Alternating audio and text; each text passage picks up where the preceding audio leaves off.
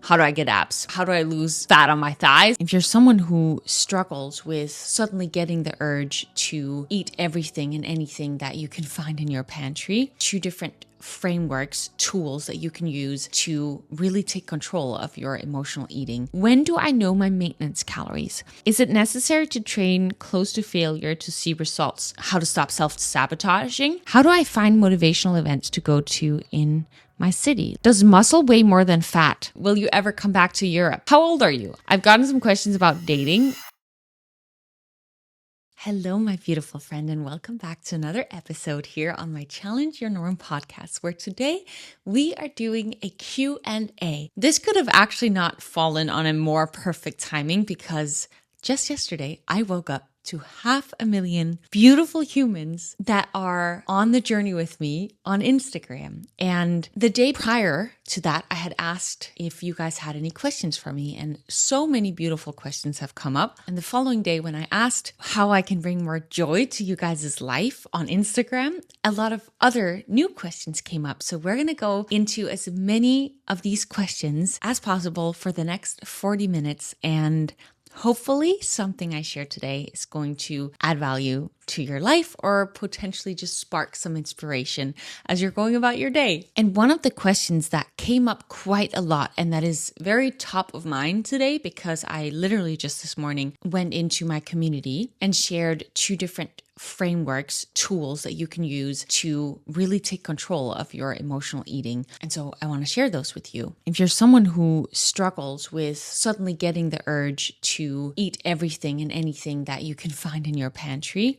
I want to first share with you a physical tool that you can use and then a mental tool that you can use. And the first little tool that I want to share with you, which I was not the inventor of, it's something called the 90-second rule. How it works is that these cravings that we have, they come in waves. And oftentimes this wave that comes with a craving only lasts 90 seconds or less. And so if next time you're laying on the couch, it's 9 p.m. at night and you've already decided that you are done with eating for the day because you don't want to eat too close to bedtime because that will throw your digestion off, or maybe you're trying to hit certain fitness goals. For whatever reason, you had decided that by 9 p.m. you were done eating and you're on the couch and you suddenly get this craving. What I would love for you to try out is set a timer for 90 seconds. And in those 90 seconds, do anything or everything that you can to distract you during those 90 seconds while this wave of craving occurs. You can go up and do jumping jacks. You can go for a little walk. I don't know if you want to do that at 9 p.m. at night. This craving could also come in the middle of the day, right? Maybe you meditate. Maybe you call a friend. And I can imagine that more often than not, when you apply this tool, after the 90 seconds have gone, when you see that alarm clock go off, that craving wave will have gone. Yes, you're always going to want cookies because cookies are delicious. Always going to want chips because chips are delicious. But that urge to go and get it now will dissipate after those 90 seconds, at least for a lot of the time. That is what you may potentially get to experience. The second framework tool that I want to share with you is more based on Alan Carr's work. She wrote a book called Easy Way to Quick Emotional Eating, and I read that book. It's absolutely incredible. Always recommend it to anyone and everyone who is dealing with emotional eating, because that by itself could really help you make certain perspective shifts when it comes to your narrative and perspective on food. And I believe that a lot of us use food. Some people use cigarettes, some people use alcohol, some people use drugs, some people use exercise. We all have these coping mechanisms that we use. And a lot of us use food as a coping mechanism. So as kids, we're not always taught how to deal with certain emotions. And so if you are currently dealing with some emotion that you're potentially not even aware of dealing with, it could be sadness from a friend saying something that was hurtful to you. It could be anger from how someone treated you. It could be overwhelmment because so many things are happening in your life and you feel out of control. If you're currently dealing with some sort of emotion that is subconsciously running around in your body and you haven't sat down and tuned into yourself and asked yourself what you actually really need, because you feel this anxiety, overwhelmment, sadness, anger, whatever it is that you're feeling, you're going to want to cope with something that's going to make you instantly feel good. And oftentimes food has that ability, right? if we eat a delicious piece of chocolate, we're going to feel really, really good instantly. However, it doesn't last. After we've eaten the chocolate, potentially we'll want to eat just more chocolate to continuously make that good feeling last. Or if we've eaten a lot of chocolate, a lot of chips, a lot of the foods that potentially don't long-term make us feel good, we're just going to feel way worse than we did before we even decided to grab that craving that we were having the urge to grab. So in that moment, you get the urge. Awareness is always step one. It's step one with anything, right? Like for the 90-second rule, you have to become aware that I'm actually having a craving right now so that you can set the intention to set the alarm clock. For the second, more mental framework, you have to first become aware, oh my gosh, I'm actually having a craving right now. And when you have that craving, you can then ask yourself, what do I actually need in this moment? What do I actually need? And you can even right now tune in and think about a time when you ended up completely eating the entire pantry and feeling not good afterwards. Ask yourself, what would I have actually needed in that moment? And for me, when I've done these exercises, I was feeling lonely and I really just needed love. And now if I realize, oh my gosh, I haven't been with anyone for the past couple of days, I'm feeling lonely. Well, okay, how can I give myself love? What could I do that would be really, really loving towards myself? And that could be reading. It could be going outside in nature. It could be making sure that I set up some social things, like call a friend, make sure that I hang out with a friend the next day, or maybe even that night. Ask yourself, what do I actually need? We've talked a lot about this inside of my community for the past, over a year now. And a lot of them, what they've tuned into and realized is that, wow, when I'm having this craving at work and the chocolates are right in front of me because my work has these chocolate pieces right in front of me, what I actually need is to step outside and go for a walk. I need a little midday break where I tune into my body and reconnect with myself because I've been stressed all day, overwhelmed with all these different work tasks, and that is what I need. So in the moment, next time when you get the urge to grab food as a coping mechanism, awareness is step number one. And once you've done that, ask yourself, what do I actually need? And I wrote a couple of other questions down that potentially could be useful for you to ask yourself. These are questions that I wrote inside of my community group, which, by the way, if you want to join my community, I'll put a link below so you can sign up and do my workouts. You get all my recipes. You get a journaling challenge. We talk every single day inside of the group. We talk every single day inside of a coaching call, and I coach every single one of you. I help people with macros. I help people dealing with whatever's going on within their life and really create this self-loving relationship with themselves. And it's just such a beautiful community. Like just this morning, I went on a morning walk, which is something that I started doing. And I was just in awe over these people. And it's so motivating when you're in a community with other people who are working towards the same thing, because not everyone in our environment is going to understand what we're working towards. But the people in my group, it's so wild to me how we're all just so connected and aligned with different goals, but it's similar, same goals, which is just incredible. But here are a couple of the questions that you could ask yourself. One of them was, as I already mentioned, what do I actually need right now? One of them is, what am I really trying to get from this? If you can become aware of what you're actually trying to get from this binge and get honest with that, there could be true, real transformative power in that, and just the awareness of what you're actually trying to get from it. Third question is, how can I truly take care of myself right now? A bubble bath,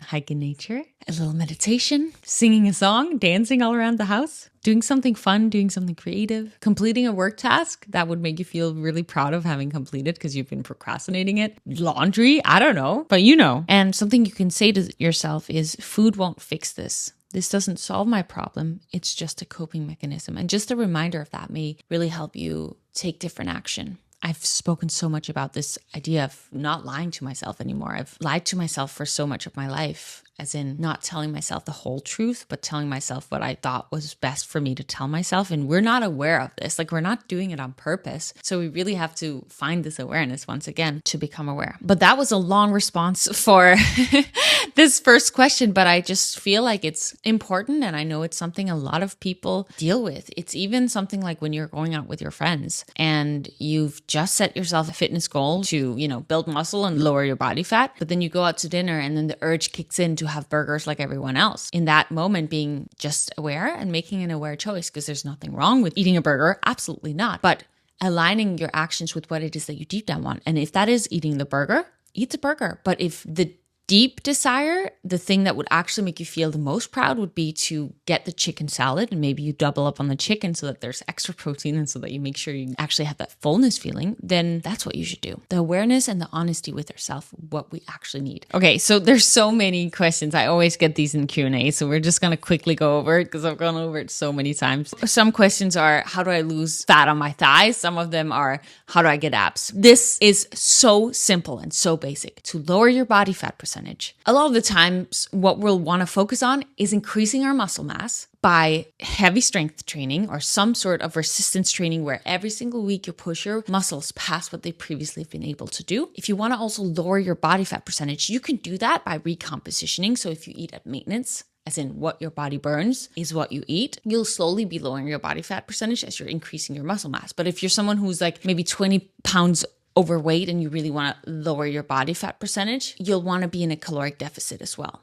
And for the specific of how do I get abs, how do I lose fat on my thighs, it all comes down to body fat percentage because we all store our fat in different areas of our body. The majority of my fat is stored on my legs. I don't store a lot of fat on my upper body. Yes, whenever my body fat percentage increases, I also store fat on my upper body, on my face, on my abs more, on my arms more, on my legs more. And when I lower my body fat percentage, I lower my body fat percentage everywhere. However, certain places, we just tend to store more fat.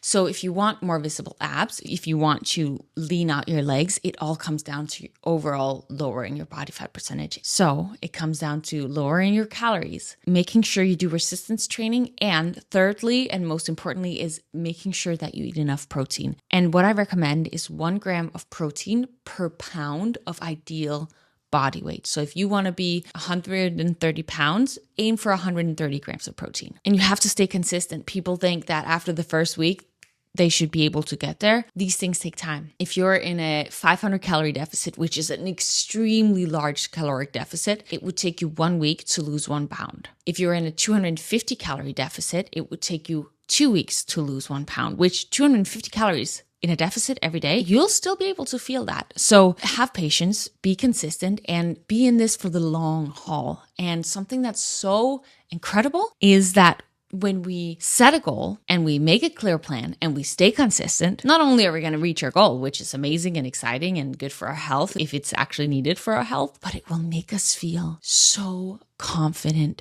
so fulfilled, so good when we every single day watch ourselves show up for this goal we've set ourselves and this promise, this commitment that we've set ourselves. And it's going to compound into your work life, into your family life, into how happy you are on a day-to-day basis. Like, yeah. It's good. It's beautiful. It's a fun journey.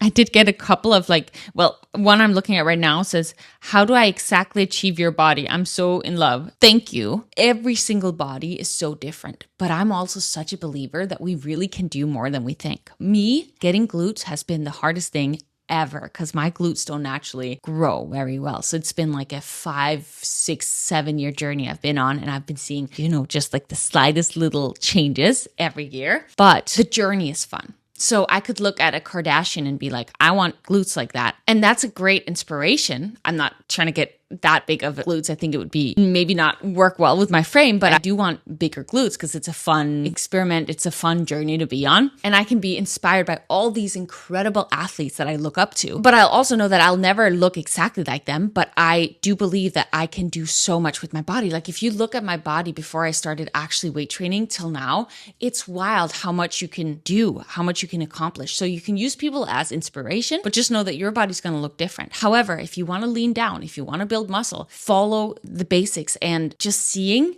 the little changes over time is so exciting. And something that's so big is speak nice to yourself. Be your best friend, be your best coach. So on the journey, if you're like seeing progress be so slow, hype yourself up. If you went into the gym 4 days this week and last week you only did 2 and the week before that you did none, you should be freaking proud. You trained 4 times this week.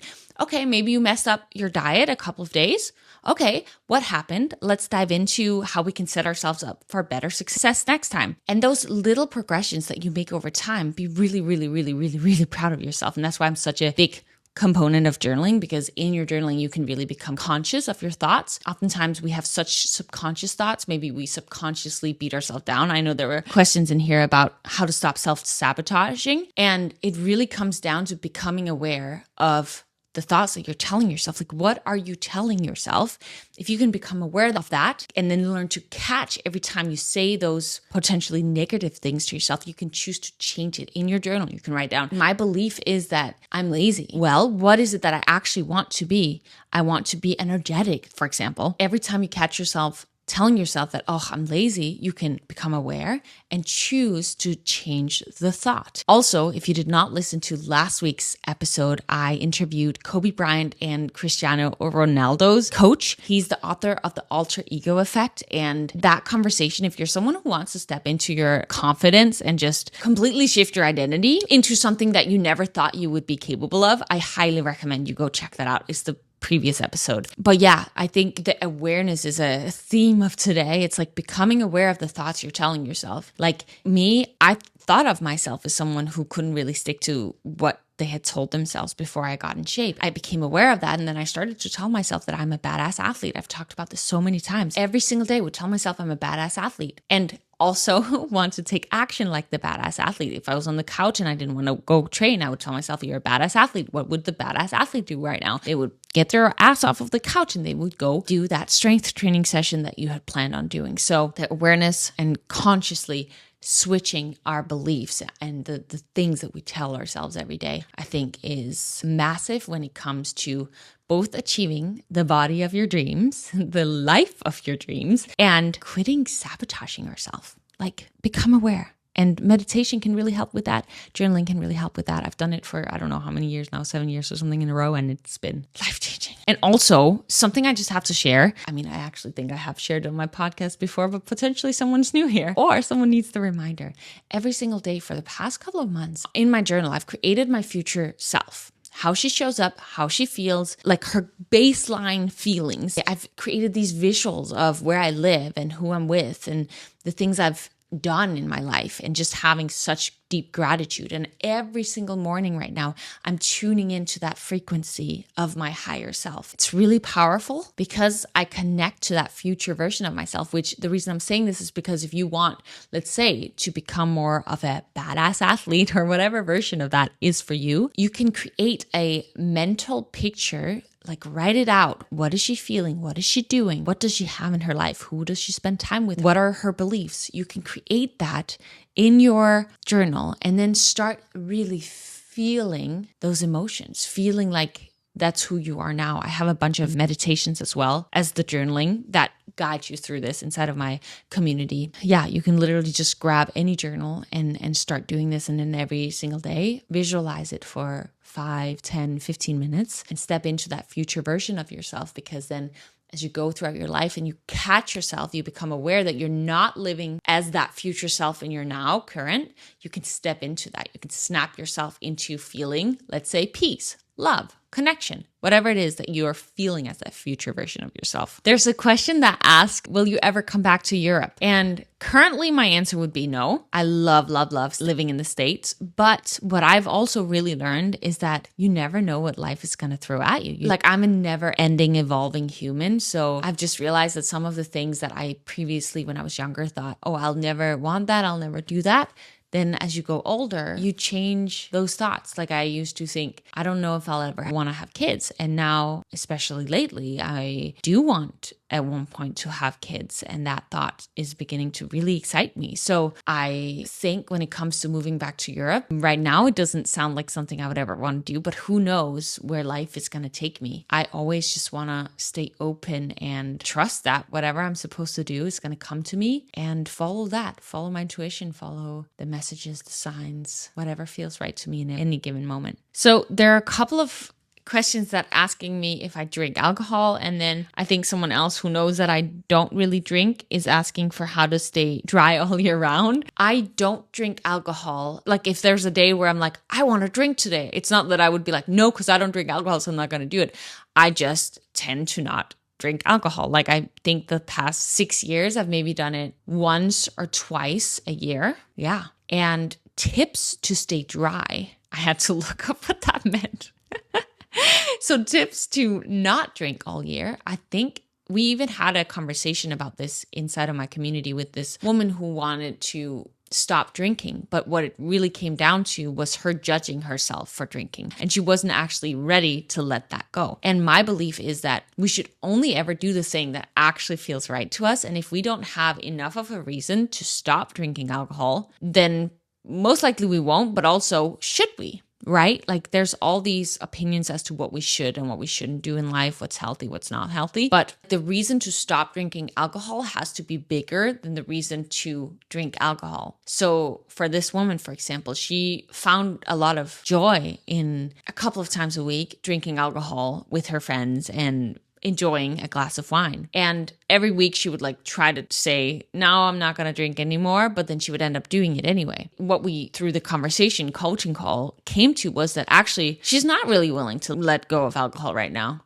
And that's okay. You know, it's like maybe in a month from now, she's developed so many healthy habits and she feels like, oh, it's actually no longer adding to my life. But for right now, it is adding more to her life than it is taking away. So I think it comes down to being honest with yourself. What are the pros of drinking? What are the cons of drinking? And what do you actually deep down want? And if you realize I actually want to quit drinking because it's taking so much from my energy, it's taking so many things away from my life, then you just have to be very aware of that and remind yourself as often as possible and make a commitment to yourself. And sometimes these commitments can be really useful. Like if you found out with yourself, I actually do not want to drink alcohol anymore because it's ruining my life, or whatever the reason is that you don't want to drink anymore, potentially share it with someone so that you have a level of commitment. I feel like for so many things in my life, having commitments to other people is just powerful. It's valuable. Sometimes I only need to have it with myself, but other times it can be just more of a commitment, let's say, if we've shared it with someone else. So get clear on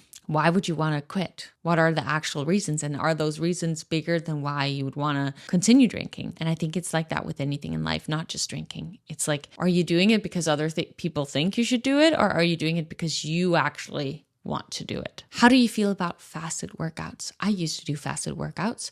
I think it depends on how you feel. If you want to build the strongest muscles on earth and you're doing like only focusing on weight training, you may want to eat some carbs before your workout and potentially even some protein before your workout. But for some people, fasted training works. Like bodybuilders will do fasted cardio in the morning to burn more fat, which science has not actually fully made clear that that actually is the case, that that's actually what works. But bodybuilders do that. Some of my female clients, they just prefer to train fasted. And if that's what works for you, I think it's so important to always tune into your truth, because there is so much opinions on the internet, and you can, first of all, get confused if you actually listen to all of the different opinions, because everyone's going to say something different. And also, if you only listen to other people but disconnect from your own wants, what actually feels right to you, you may not feel as joyful throughout your day as if you actually tuned into what works and feels best to you. And I think we have seasons in life. I used to train fasted without eating anything before. Now I train in the middle of the day and I feel a lot stronger. I feel like I can lift a lot heavier. First of all, to allow my body to have woken up. But secondly, because I eat food before, I'll have more energy in my training sessions. But like sometimes when I've been in Denmark and my mom and I have trained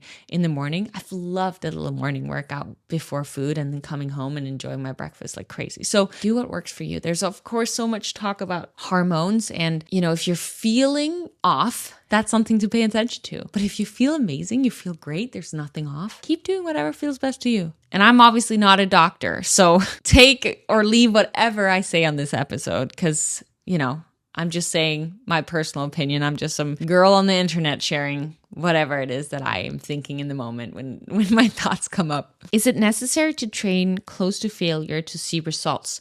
Okay, so scientific studies have shown that if you stop 1 or 2 reps before actual failure, you may see potentially just as much benefit as training to failure. But, what I have noticed, and I would say 99% of the time, is that what people think is their failure is not their failure. And I'm speaking about myself as well. If I'm training with other people, I always can do more than if I'm training with myself and make whatever. Well, now I'm training myself as if I'm training with other people because I've done this for such a long time. But before I started training with people, I would notice myself really cheating as to how much I actually could do. Like, I think majority of people have maybe even 8 more reps in the tank before they quit. I have noticed again and again and again when I train with people that they do not even go close to failure. So my recommendation is always helping the women in my community to go past what they previously thought they were capable of. I always say to them, like, imagine me standing next to you, hyping you the freak up and telling you that you can do 1 more, 2 more, 3 more, 5 more. And what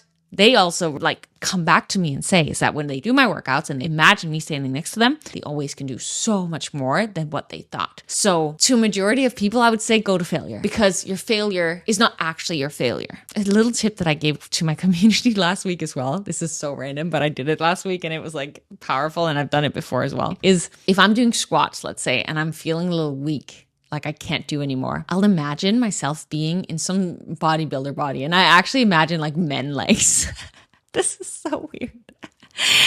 But when I'm visualizing myself being this strong as bodybuilder male doing these squats, I have superpowers. I am so much stronger. Kind of goes back to the alter ego effect with Todd Herman, the episode that I did last week, of just visualizing that you're something, some master at whatever it is that you're doing. Yeah. So just a little random tip. But so my recommendation is go to freaking failure. Also because the women inside of my community have increased their muscle mass crazy. And by applying the nutritional aspects of my challenges, obviously lost weight, lowered their body fat percentage, and started to get lean. I saw a lot of questions in there. It's how do you stay lean year round? How do you get lean? And it again comes down to lowering our body fat percentage and upping our muscle mass, which has to typically do with a caloric deficit and a high protein intake. And the reason I can maintain that leanness all year round is because when you move as much as I do, I can eat 2,000, 2,400 calories depending on the day and maintain. If you think about that, that is a lot of calories. Yes, it's a constant discipline. I am, people are like, oh, when I have abs, then I'll feel so good. But if I'm not every single day disciplined, I will start to, not have as much abs as I have had. I'll not continuously maintain my muscle. And I've had ups and downs throughout my journey over the past many years. So life has seasons, I've mentioned many times, but that really is why I can stay lean, is because I make sure to move a ton so that I can, and not so that I can eat a lot of food, but it helps to be able to also eat a lot of food. I just love movement. My life is better when I move. I did some morning work this morning, and now I'm recording this episode. And after that, I have some more work tasks to do. But what I'm going to do is I'm going to bring my laptop is still repairing. So what I'm going to do, which it can't be fixed, by the way, so I do need to get a new computer. If you didn't listen to my previous episode, I spilled coffee on it. So that was not so smart of me. Lesson learned. But I'm going to bring my phone to the gym so that I can do my smaller tasks at the gym while I'm either walking on the treadmill or on the stairs or on a bicycle, just to gently move while I'm doing it. It just makes me feel it's so much more flow. And then I'm going to do my workout. Sometimes I do the work after my workout, both. I just feel better when I move. I don't think our bodies are meant to sit down 12 hours a day. At least mine isn't. I like to stay active and be moving as much as I can. How do I find motivational events to go to in my city? Looking to find like-minded friends. I love this. And I've spoken a lot about this on this podcast, which is why I think Matilda is asking this, because that's something I've done in my self-development journey. Wanted to find new like-minded friendships. And I've joined a lot of events and joined different gyms where I knew people were like-minded, and just done a lot of different things to find more like-minded friends. And I would write down a list of the things that you could be interested in or passionate about or curious in. And maybe yoga is one of them, let's say. Then you look up yoga and you write in your city and you figure out what's a class that I could go to, what's an event that I could go to when that has to do with yoga. Maybe you're into spirituality. You look up spirituality plus your city and you just sign up. Or you're into, self-development, and you can look up self-development and write down your city. And of course, certain cities, for instance, if you live in Europe, maybe there aren't that many events. Maybe you live in, let's just say Denmark, because that's where I'm from, but there's an event in Berlin. Potentially, it could be worth the trip. You see that there's this event in Berlin and you make a weekend trip out of it. Maybe you even ask a friend or you go by yourself. I've gone to so many of these things alone and met so many cool people also from being open. And this is something I've gotten good at the last couple of years because I used to be so afraid of walking up to people. Wait, first of all, I used to be so afraid to going to things alone. Now I'm crushing it because I've done it so many times. And it's like that with anything, right? At first, I couldn't even speak to this microphone when I started my podcast because I'd never done it before. I'd never just spoken to a microphone. I couldn't even look at the camera when I then decided to put camera on this podcast. But because now I've been doing it so many times, over 100 episodes,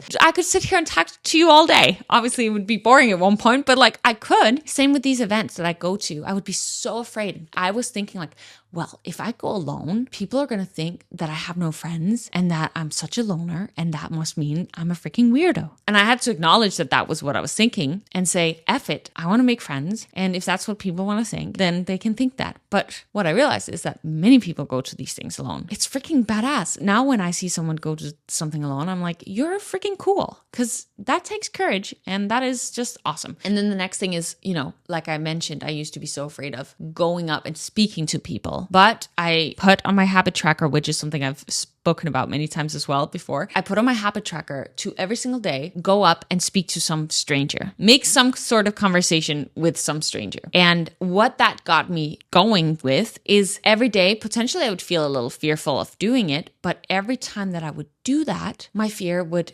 disappear a little bit more every single day, because the more you do anything, the better you get at it and the less fearful you're going to be at it. It's what people talk about with motivational speaking, right? It's like first they're afraid and then they do it again and again and again and again. And eventually that fear goes away. So what are you passionate about? Write that on Google, plus your city or plus Europe or plus whatever, and just do some research. And it may take some time to find the good events, but once you find one, just sign up, because once you've signed up and potentially even paid money for it, you're kind of hooked, as in you kind of have to go. If you don't sign up, there's a big chance that you're going to be able to talk yourself out of going. So sign up, pay the money in advance, even if it's in 6 months, because then you're forced to go make it happen. Okay, so when do I know my maintenance calories? There were a couple of questions like this. If you're looking on YouTube or Spotify, I have both a Whoop and I also have an Apple Watch. And knowing your maintenance can actually be kind of challenging, but also kind of easy to figure out. Because if I've done a heavy leg day, my Apple Watch will say that I've burned one thing and my Whoop will say I've burned another thing. Meaning that my Apple Watch can say I've burned 700 calories more than my Whoop has said I've burned. However, if I've done a dance class, my Whoop will say I've burned a lot more calories than what my Apple Watch says that I've burned. So these watches can be good to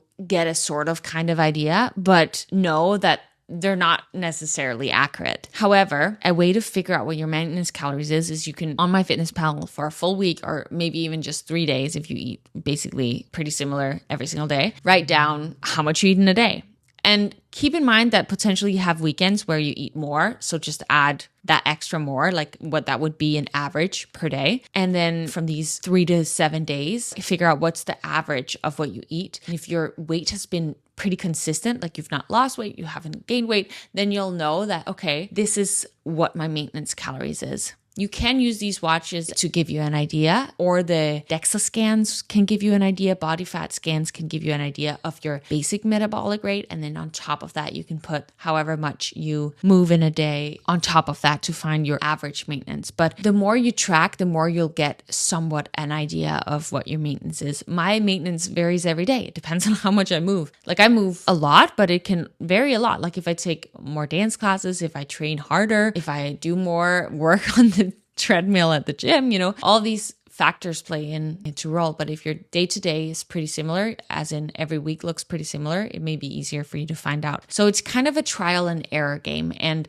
if you're someone who wants to be in a deficit, figure out what your estimate maintenance is through the different things I just shared. If you join one of my challenges, I have like a step-by-step process where I walk you through how to find it, which is a little bit more in depth. So we're not going to get into that right now. But if you have an idea of what your maintenance could be, which you could also find a calculator online to help you do that, then if let's say you want to be in a 250 calorie deficit because you want to lose 1 pound every 2 weeks, then you can give that a try with what that would look like. Let's say your maintenance is 2000 and you want to be in a 250 calorie deficit. So you eat 1750 every single day. Then you can track your weight over time. And if you realize, oh, I am losing about half a pound a week, then I've found the perfect maintenance calories / new macros for me to see my weight loss goal. But if you're not seeing those results, then that just means you need to adjust by either increasing the calories or lowering the calories to see the results that you want. Are you ever not motivated? Yeah, I am. But every single morning, I journal and meditate and visualize this future version of myself. And when I'm not motivated,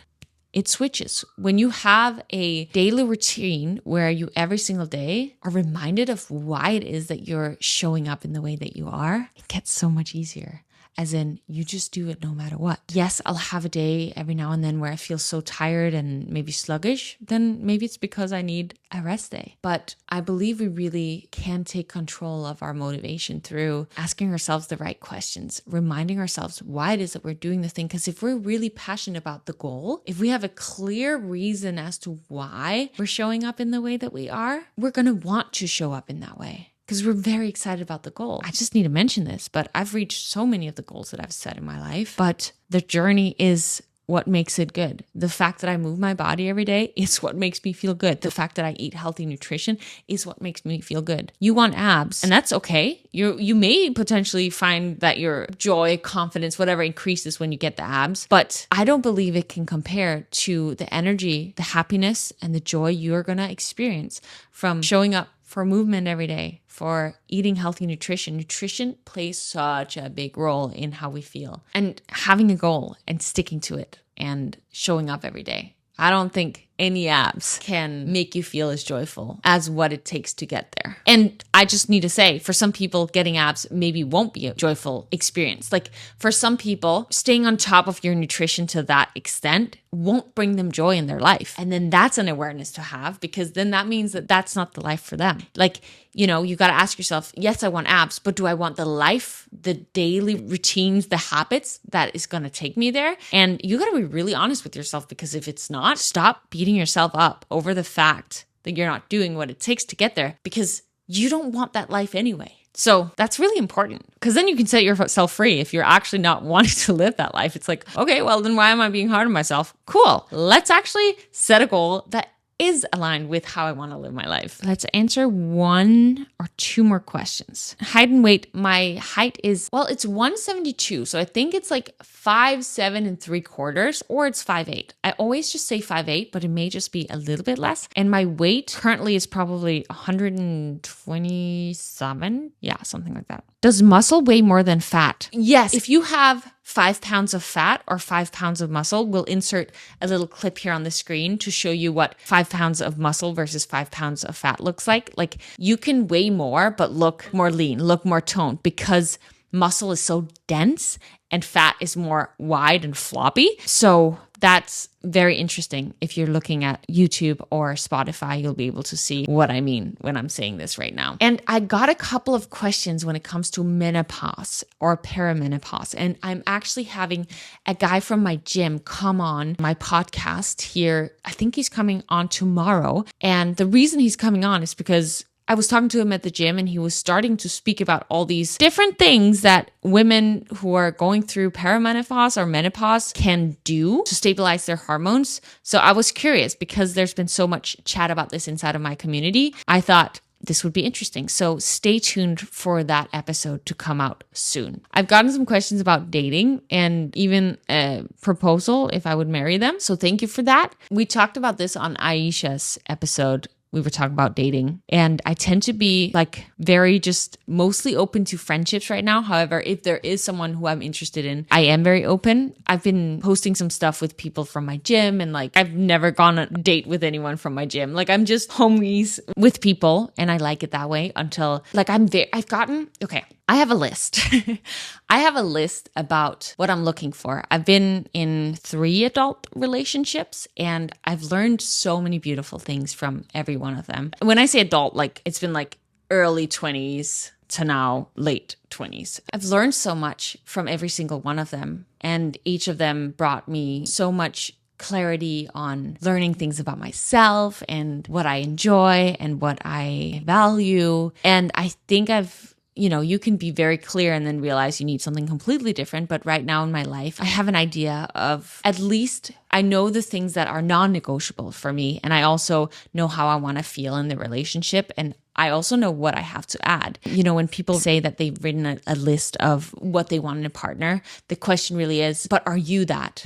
We can want all the beautiful things, but are we already leveled up in that way? And I believe I have a good idea of what I'm looking for. So I'm not in a rush. I had this conversation with myself of like, you know what? I'm so happy in my life as I am right now. I make sure to stay happy every day. I make sure to have quality relationships, that I use my life for good. And I would much rather be solo for the next 5-10 years than go into a relationship that isn't right or that isn't giving me what I need and where I can't show up in the way I want to show up in this life. Because for me, I'm such an emotional person, and the people around me, they really affect me. I believe that, who we choose as a partner is one of the biggest decisions we make in our life, because who we spend time with is how we become, really, right? We get so affected by it. So I really feel that I would rather continue to grow within myself and create this life that I love with so many beautiful other relationships and connections, but be by myself romantically than go into something that in my gut, in my intuition, I know isn't right. So while I'm open to it, I'm not in a rush to find my partner. I think there's so much beauty for any single people out there to really fall in love with your life as it is now. And I think that with that, we're going to attract the right person into our life when that time is right for us. Because if we're coming from a desperate energy, we may attract something that is less than what we are supposed to have. Not that anyone is less than other people, but someone that isn't fully aligned with what we want for our life. Yeah, I got so many questions on dating, but I feel like that's what I want to say when it comes to that for anyone who needed to hear it. And the last question that I see here is very simple. It says, how old are you? I'm 29 and I am turning 30 in 3 months.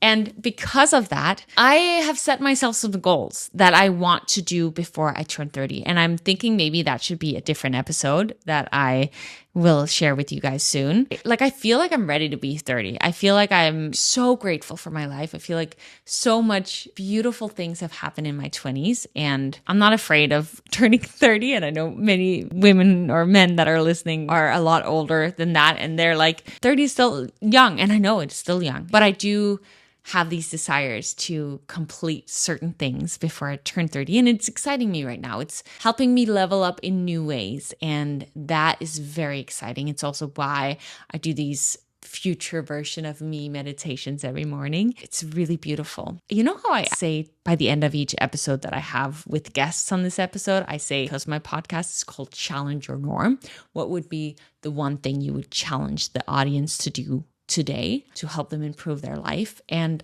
I just feel like saying that the challenge I have for you today is, even if it's just for 5 minutes, take a piece of paper, take a journal, and write down your 5-year vision or 10-year vision and ask yourself where you are, how you feel. Very important. Choose 3 to 5 grounded feelings that you're experiencing within as this future version of yourself. Ask yourself, where do you live? What are the things you do on a daily basis? What are your practices? What are the relationships you have? And really gain clarity on that. And once you've put that down on paper, just spend, even if it's just 1 minute, tuning into those emotions and those feelings and act feeling like you're experiencing that future version of yourself now. I really hope that you'd be willing to do that. Even if you're someone who is just listening to my podcast because you want to get in great shape. I'm sure a lot of people who follow me on Instagram, that's why you follow me. It's because I do fitness and I am in good shape. Visualize yourself looking in the mirror and seeing those biceps, those abs, those thighs. Just look strong AF, whatever it is, or seeing yourself crush it at the gym and everyone coming up to you at the street being like, damn, you look fit. What are your tips? Whatever it is that could hype you up, just visualize what that future version of you experiences and feels and how they go about their life. I'm going to end that there. If you are not yet subscribed, like I don't do ads, I don't ask you for anything on this podcast. The thing that really, really, truly can help me is if you subscribe and share this either with a friend, someone who you think could find this useful, or on social media, whatever. Anything could really help me. I'm getting so much positive, incredible feedback on these podcast episodes, and I'm just so incredibly grateful. So I'm thinking that if you find it valuable, maybe someone in your community could potentially find it useful as well. I really, really, really appreciate you spending this time with me today, and I hope you go out there and have a beautiful day. And as always, remember that in order for you to grow, you have to challenge your norm. Bye.